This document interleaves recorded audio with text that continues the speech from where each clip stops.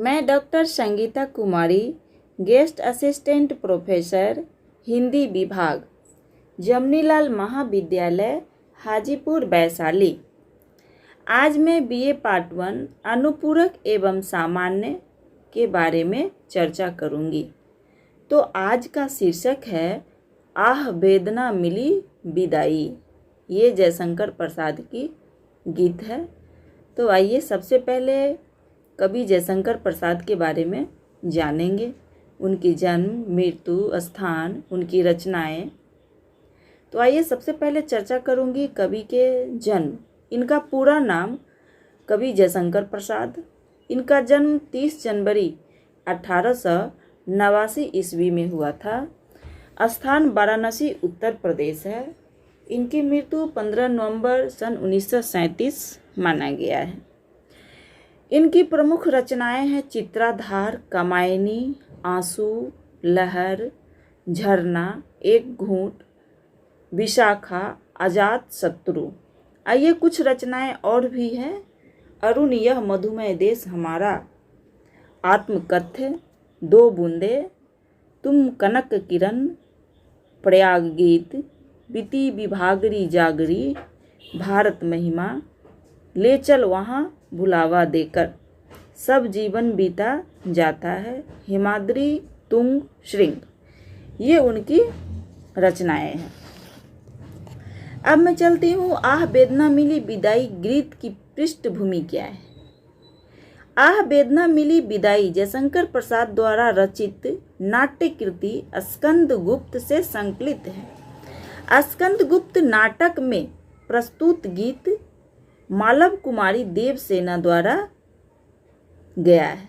देवसेना स्कंद गुप्त देवसेना की प्रेयसी है। वह आजीवन स्कंद गुप्त को चाहती रहती है। स्कंद गुप्त भी इसे प्रेम करता है, लेकिन इन दोनों की चाहत पूरी नहीं होती।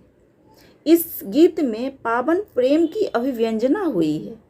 इस गीत में मालव कुमारी देवसेना भाव विभोर सी जीवन संघर्षों में अपनी सहज उदारता, साहस और सहानुभूति का परिचय देती हुई यह प्रकट होती है कि वह निष्पक्ष भाव से स्कंद को चाहती है। वह स्कंद को अकर्मण्य बनाने के लिए जीवित रहना चाहती है। प्रस्तुत गीत देवसेना का ये अंतिम गीत है। अब मैं चलती हूँ आह वेदना मिली विदाई गीत का सारांश। अब मैं गीत के सारांश के बारे में बताऊंगी कि वेदना मिली विदाई गीत का सारांश क्या है। मालवा कुमारी स्कंद गुप्त से प्रेम करती है। परिस्थितियों के भंवर फंसकर एक दूसरों को चाहकर भी उनका प्रेम सफल नहीं होता। फलतः निराशा ही मिलती है। स्कंद गुप्त आजीवन कौमार्य जीवन व्यतीत करने की प्रतिज्ञा कर लेता है। जीवन दुख का घना मेघ है और अत्यंत क्षणिक। देवसेना अपने जीवन के तत्वों को पहचान गई है। वह जीवन संघर्ष में पराजित हो जाती है। हर्ष नहीं, विषाद का भी त्याग कर देती है। जिस दिन अश्रुपात होता था, प्रति क्षण अश्रुपात होते ही रहते थे। जिस दिन माथे से पसीने की बूंदें झलक जाती थी, उस दिन उन्हें शांति मिलती थी। वह श्रम साध्य जीवन के लिए स्वर्णिम था। मानो श्रम से व्यथित कथित उस पथिक की तरह पेड़ की छाया में थकान मिटाने के लिए विश्राम करती। उस समय काफी सुख का आनंद मिलता। प्रेम का सुंदर स्वप्न मेरी आंखों में ही नहीं, हृदय में भी अंकित हो गया है। किंतु यह आशा अत्यंत ही बावली निकली। स्कंद गुप्त को प्राप्त करने की आशा अधूरी रह गई है।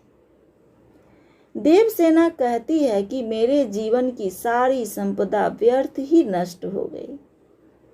मेरे जीवन पथ पर प्रलय की आंधी चल रही है। आज मेरी करुणा हा हा कर रही है।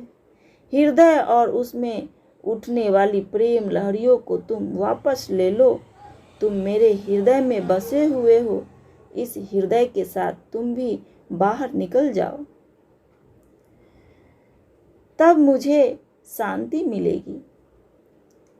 ये मालवा जो है, मालवा देवसेना ये स्कंदगुप्त से कहती है कि तुम जो है, तुम मेरे हृदय में बसे हुए हो, इस हृदय के साथ तुम भी बाहर निकल जाओ, तब मुझे शांति मिलेगी।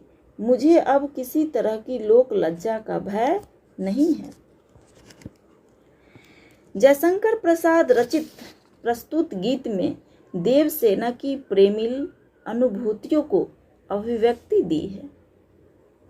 जयशंकर प्रसाद रचित ये प्रस्तुत गीत जो आह वेदना मिली विदाई में देवसेना की प्रेमिल अनुभूतियों को अभिव्यक्ति दी है।